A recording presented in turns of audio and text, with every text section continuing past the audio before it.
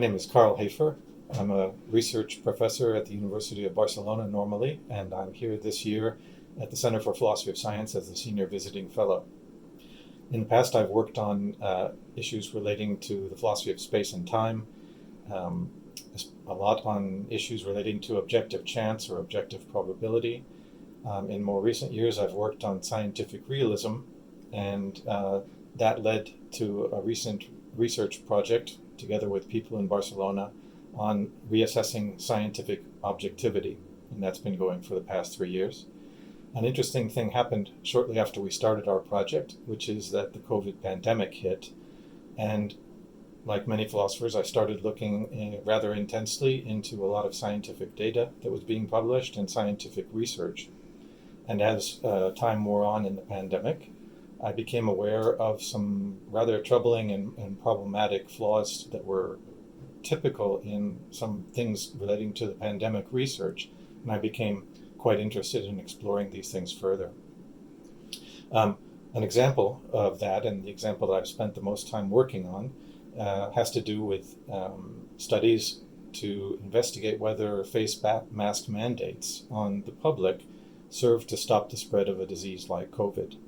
And I found out, which was quite interesting, that the health authorities around the world basically did no new research investigation in terms of randomized controlled trials about this subject, and instead almost all the research that was published was based on observational studies that, when you looked at them closely, seemed to have a lot of methodological flaws and to show evidence of bias by the investigators and the journals publishing them. So that was a very distressing discovery for me as someone who wanted to basically champion scientific objectivity. And that led to my current research.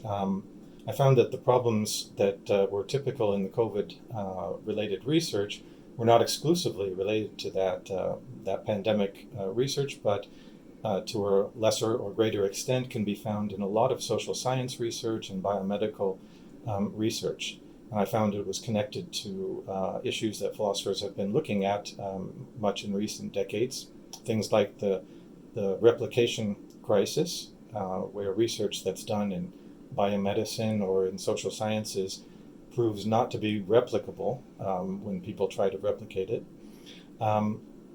And the issue of the explosion of scientific output with thousands of new journals coming into existence and the number of papers being published increasing exponentially in recent years. So what I discovered was a panorama about research in certain areas of science that was rather chaotic and full of difficult issues to be tackled.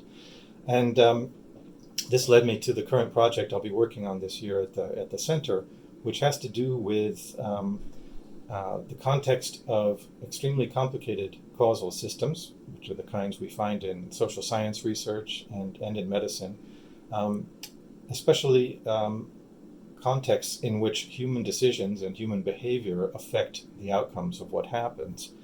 And the hypothesis that I'm looking at this year is that for certain questions we may have about whether a certain intervention or a certain thing we can do in the social sciences or in biomedicine causes a certain outcome or desired effect, there may be no general answer to be found out there because of the complexity of the systems.